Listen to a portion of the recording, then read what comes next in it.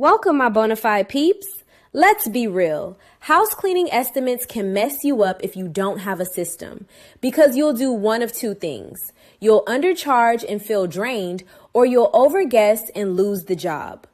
And if English isn't your first language, estimates can feel even more stressful because you're not just pricing the cleaning, you're also trying to explain it in a way clients understand. In this video, I'm going to show you exactly how to create a house cleaning estimate that's clear, fair, and professional using a room-by-room system. I'm also going to show you how to explain your price to clients with confidence so you don't freeze up, rush, or discount yourself on the spot. And yes, I'm using my house cleaning estimate planner built from 18 plus years of deep house cleaning experience. Here's what happens when you don't have a system. You walk in, you feel the house, you throw out a number, and then later you realize you just signed yourself up for a full body workout for cheap.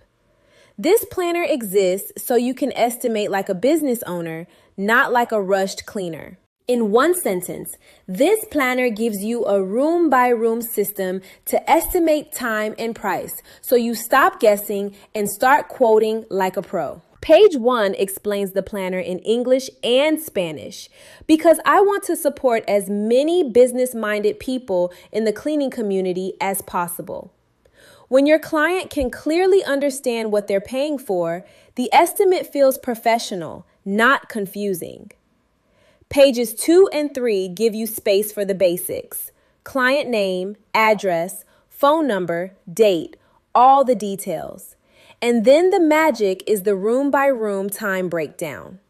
Now listen, these times are based on my experience, but your estimate should always match the real home in front of you.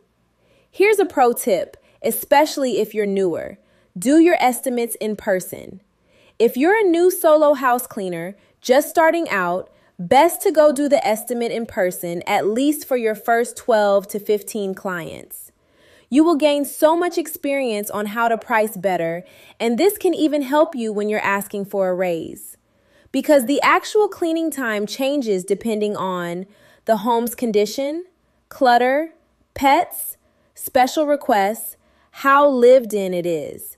If you walk in and there are piles of dishes, toys, shoes, or trash that needs to be picked up before you can even clean, that takes time. You're not just there to tidy, you're there to deep clean. So if the planner says 2 hours but the house is heavy, change it to 3 hours. If it says 30 minutes but the room is chaotic, change it to 1 hour. When you walk through the home, pay attention like a business owner. Look for things that add time, like baseboards, dusty or stained, ceiling fans, build up, cabinets, sticky, messy, dripping, fingerprints on fridge, doors, light switches, stovetop condition, floors, sticky, dusty, pet hair, pets, hair, dander, odor. These details decide whether this is an ideal time house or this is going to take longer house. And both are fine. Just price it correctly. Let's do a full example so you can see how clean and simple this gets. This is a single family house, no stairs. Owner does not want the office cleaned. So right away, cross out stairs, cross out the office. If you're not cleaning it, don't include it. Now we add up the rooms we are cleaning. Kitchen, 2 hours, 1. Regular bathroom, 1 hour, 30 minutes. Master bathroom, 2 hours. Living room, 30 minutes. 3 bedrooms, including master bedroom, 30 minutes each. A total of 1 hour, 30 minutes. Dining room, 30 minutes. Laundry room, 30 minutes. That brings the total to 8.5 hours for a deep clean. Now, if your estimate comes out like 8, 9, 10 hours, it might be smart to bring help. That could mean hiring a part-time independent contractor for those long, demanding days so you don't burn yourself out. And if you want, I'll link my independent contractor content so you can do it the right way. Let's price this out like a business. I will also link in the description how to price your cleaning knowing your operation cost if you have not watched the video before this one. This way, you can go watch it to fully understand how I came up with this part. Okay, say you're a new solo cleaner charging $20 per hour. Labor, 8.5 hours times $20 equals $170. Now, supplies. You're using products and it's fair to account for them. Cleaning supplies, 15 items times $1 equals $15. And travel, gas, $12. Now add it up. 170 plus 15 plus 12 equals $197. And I round to the nearest $5, so that becomes $200. Quick note, in California, you generally don't charge sales tax for house cleaning services, but always confirm for your location and your situation with a tax professional. And as you grow, you can decide whether you build your insurance and licenses into your operating cost. Now, here's how I finish the estimate like a professional. After walking through the home, I tell the homeowner, I'll need a few minutes to calculate your estimate. Then I step outside or somewhere private and I add up the hours, apply my rates, prepare the client pages. That pause shows confidence. It also keeps you from blurting out a number before you've done the math. Now let's talk add-ons. Page 5 is for extra services because in real life, clients ask for extra things all the time. Refrigerator cleanouts, oven detailing, windows, laundry, and more. This planner helps you present add-ons clearly so the client understands. Extra services equals extra costs. Done properly. Example, this single home family requests the cleaning of the inside of the refrigerator, which I'll charge $35 extra. The original estimate is $200, plus the add-on, $35. New total, $235. I now communicate this to the homeowner, her new total, by saying, your total for this job, including the extra refrigerator cleaning, will be $235. Simple, clear, confident, especially confident because I have this. One of my favorite parts of my estimate planner, the personalized room-by-room breakdown pages. These are designed for you to cut out and hand to clients. You write the client name and date, cut along the dotted line, and now your client can literally see what each room includes. This is especially powerful for in-person estimates, especially if English is not your first language, because clarity builds trust fast. How to use it.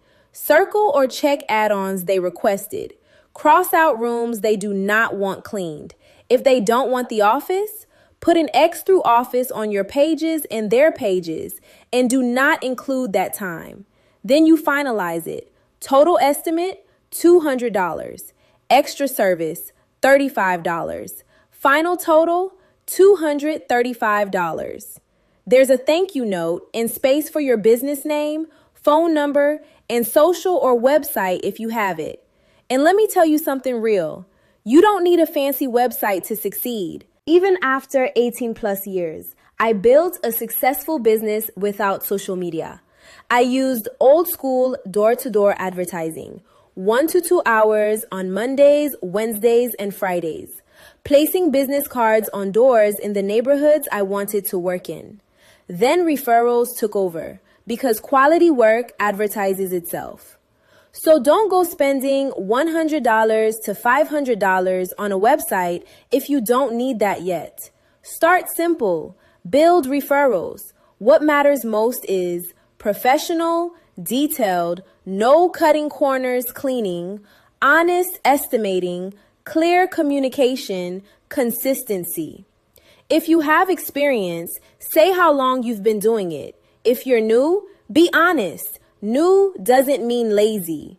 Tell them you're detail focused and your goal is to leave the home fresh and professionally cared for. And inside the planner, I also included an independent contractor hiring checklist and agreement in English and Spanish.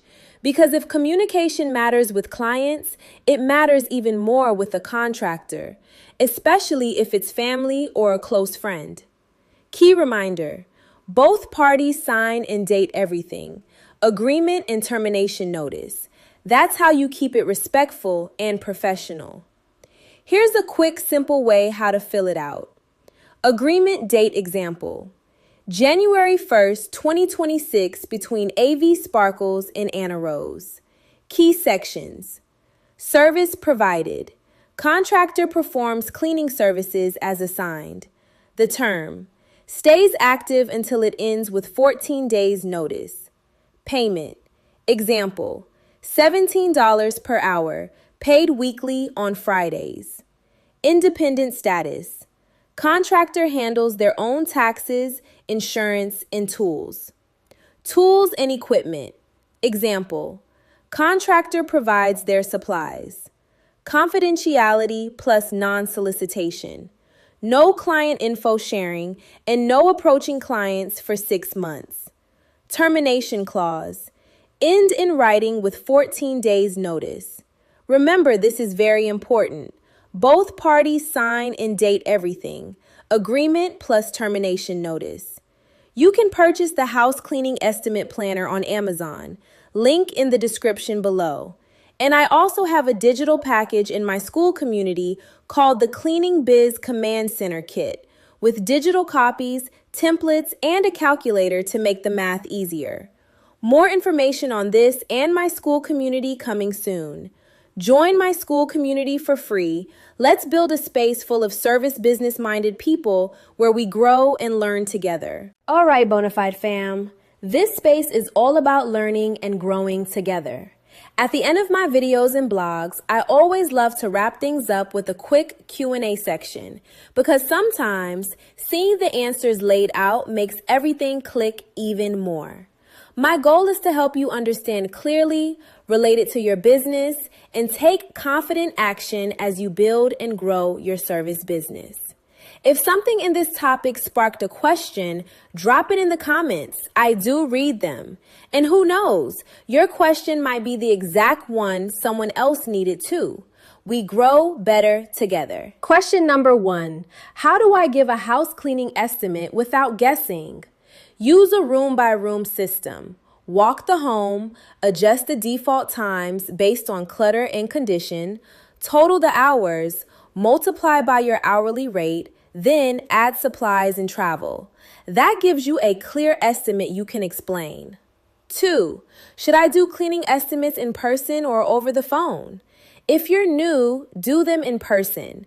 The home's condition, clutter level, pets, and special requests can change the time a lot, and time is money. 3.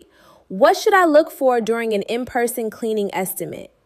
Baseboards, ceiling fans, sticky cabinets, fingerprints, stove condition, floors, pet hair or sticky, and number of pets. Those details tell you if the job will take longer than ideal times. 4. How do I handle clutter during a deep cleaning estimate? If you'll be picking up before you can deep clean, add time. Cross out the default time in the planner and write the real time needed. You're protecting your pay. Question number 5. How do I price add-on services like fridge or oven cleaning? Price the add-on separately, then add it to the total estimate so the client sees it clearly. Example, $200 cleaning plus $35 fridge equals $235 total. 6. What if a client doesn't want certain rooms cleaned? Cross those rooms out on both your estimate page and the client breakdown page. Then don't include that time when you calculate the total. 7. Is a website required to grow a house cleaning business? No. What grows your business fastest is quality work, clear communication, and consistency.